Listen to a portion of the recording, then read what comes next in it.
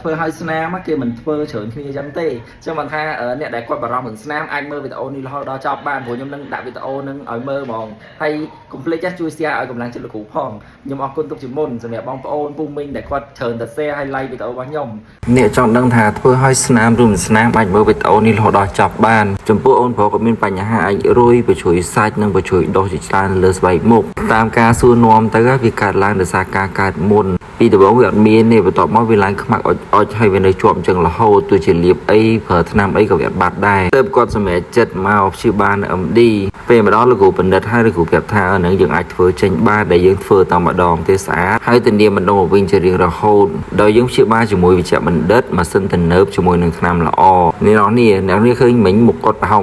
ណាបន្ទាប់ពីកាត់ហើយប៉ុន្តែនេះរយៈពេល6ខែក្រោយគឺស្បែកមុខរបស់គាត់នឹងត្រឡប់មកស្មើសាច់ដូចធម្មតាអញ្ចឹងរកតែស្នាមលុបលើមុនអត់មានផងនេះគាត់ជាមនុស្សប្រុសផងគាត់អត់សូវបានថែអត់សូវបានរៀបបានជាប់ជួរនេះតែបើសិនបងប្អូនស្រីៗវិញគាត់ថែបានល្អស្បែកមុខគាត់ឡើងភ្លឺអាឡូងគ្មានស្នាមអុចខ្មៅឡើងមកថ្មីទេយើងបានថាបងប្អូនដែលមានបញ្ហាមុខជាំផ្លែសាច់ស្នាមអាចរុយប្រជួយសាច់ប្រជួយដោះមុខមុនខ្លាំងមុនខ្លួនស្នាមផ្លែនៅលើដៃលើជើងអាចរុយឬក៏សង្វាអាចមកព្យាបាលនៅ MD បាន